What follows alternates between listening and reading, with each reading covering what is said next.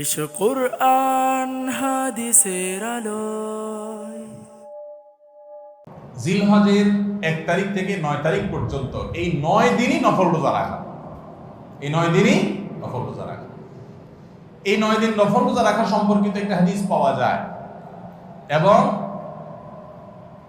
এই 9 দিনের নফল আমল সম্পর্কে মওসুআ কুয়েতিয়া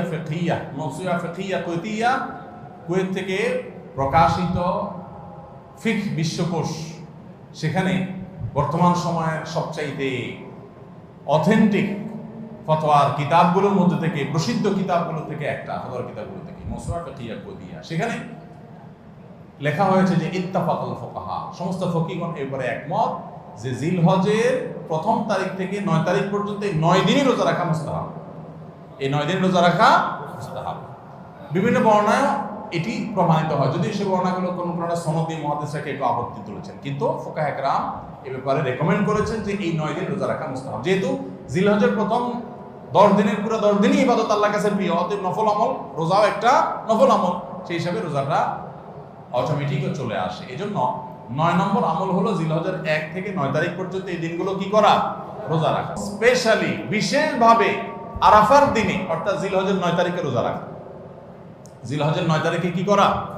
রোজা রাখা। প্রথম 9 দিন সাধারণ, আর বিশেষভাবে 9 তারিখের গুরুত্ব আরো বেশি, কারণ নবী করিম সাল্লাল্লাহু আলাইহি ওয়াসাল্লাম বলেছেন, সিয়ামু ইয়াউমি আরাফা আহতাসিবু আলাল্লাহি আন ইউকাফিরা আস-সানাতাল্লাতী ক্বাবলাহা ওয়াল্লাতী বা'দাহা। আরাফাত দিনের রোজা অর্থাৎ জিলহজের 9 তারিখের রোজা, এই রোজার সম্পর্কে আল্লাহর কাছে আমার ধারণা, আল্লাহর প্রতি নবী সাল্লাল্লাহু আলাইহি ওয়াসাল্লাম বলছেন যে আমার ধারণা যে এই রোজার বিনিময়ে আল্লাহ তাআলা 1 বছর পূর্বের আর 1 বছর পরের, অর্থাৎ আগামী 1 বছর এবং গত 1 বছর গুনাহ আল্লাহ তাআলা মাফ করে দিবেন।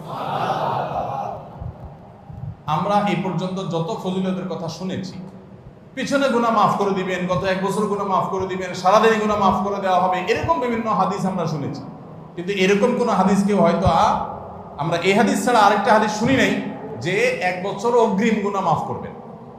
যদি আল্লাহ তাআলা কাউকে হায়াত দেন, তিনি 1 বছরের গুনাহ মাফ পেয়ে যাবেন। কোন হাদিস বেত্তাগণ বলেন যে হাদিসের মধ্যে ইশারা পাওয়া যায় যে কেউ যদি আরাফাতের রোজা রাখার তৌফিক পায়, হয়তোবা আগামী 1 বছর হায়াত পাওয়ার তৌফিক হবে তার। যদিও এটা জাস্ট একটা ব্যাখ্যা, এটা এমন না যে হাদিসে বলা হয়েছে আলাদা গ্যারান্টি দিয়ে, এরকম না। অতএব ব্যত্যয় ঘটলে করতে পারে। কথা বুঝে আসছে ভাই? তো এই জন্য এই আরাফাত দিনের রোজা এটা আমরা মিস করবো না ইনশাআল্লাহ।